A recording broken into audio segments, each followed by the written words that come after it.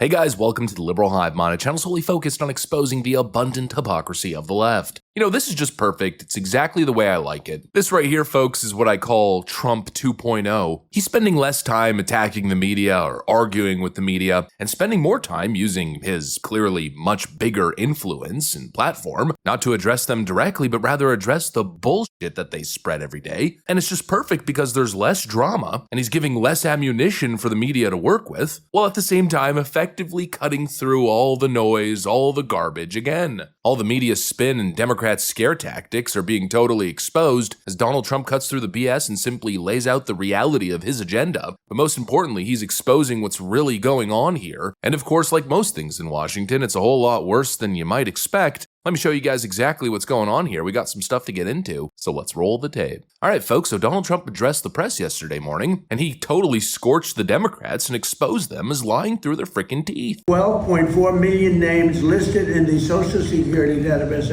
that were over 120 years of age, meaning you were breaking records, because I've never heard of anybody at 125. There were nearly 135,000 people listed who were over 160 years old, and in some cases getting payments. So somebody's getting those payments, and we're after that. We've already kicked nearly 275,000 illegal aliens off of the Social Security system. These are people, many of them have already left the country, and yet we were sending them checks all the time.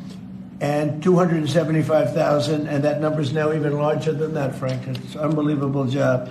And what that's doing is making the system strong. You know, for months now, Democrats have been screaming that Donald Trump is slashing Medicaid. He's taking services away from American citizens. They've painted this apocalyptic picture where millions of hardworking Americans will be left in the cold. But now, straight from the president, you get the information that the Democrats refuse to tell you. Donald Trump isn't taking benefits away from actual Americans in need. No, he's going after the fraud and the abuse, the people gaming the system. And this is where the left's dishonesty becomes laughable. They keep acting like it's some sort of human rights violation to say, hey, if you're going to collect taxpayer-funded benefits, well then maybe you should at least meet basic work requirements, maybe you should be an American citizen, maybe if you're collecting Social Security you should at least be alive. You know, the same kind of common sense the rest of the world operates on. I know, the horror. The idea that people might actually have to contribute something to society instead of treating benefits like a lifestyle choice, I guess you could say. But again, I guess the point is that the president is presenting his administration's findings, and boy is it quite different from what the Democrats are telling us. And that leaves us in the position where we're thinking, well, somebody ought to be lying. And well, who do you think that is? Is it the side that it seems literally cannot frickin' tell the truth? Not even once. Or is it the president that they're constantly lying about and, you know, time and time again ends up being proven right on all of these issues? Well, I don't know, call me crazy, but I'm believing the Trump story. You know, you see Social Security on a fast track towards insolvency. We saw what happened during the pandemic too. I mean, an unbelievable amount of fraud with all of those government programs. It just seems obvious that there would be tons of fraud baked into the system, especially when it comes to giving government services to illegal migrants. We know the Democrat play. We know what Democrats attempted to do in California. We know their stance in general when it comes to this issue. We remember when every single Democrat on that debate stage raised their hands supporting health care for all, including illegal migrants. A lot of you have been talking tonight about these government health care plans that you've proposed in one form or another. Raise your hand if your government plan would provide coverage for undocumented immigrants.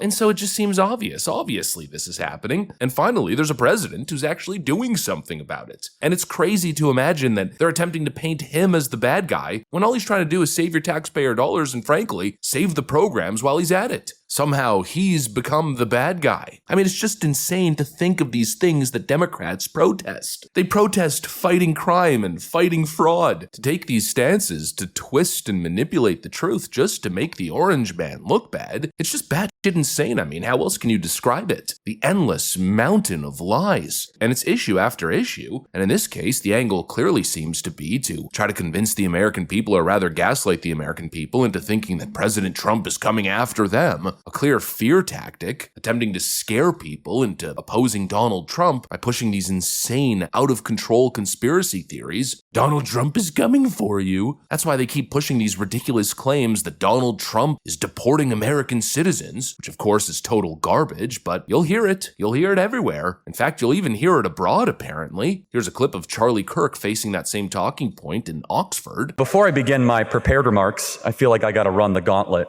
First, I'll give you £1,000 right now if you could tell me the U.S. citizen that was deported under Donald Trump. You said that twice. Yeah, the U.S. citizen that was deported under Donald Trump. Can anyone tell me? £1,000. I'll give it to you right now. Yeah, name? Wrong, not a U.S. citizen. Citizen El Salvador. Anyone else?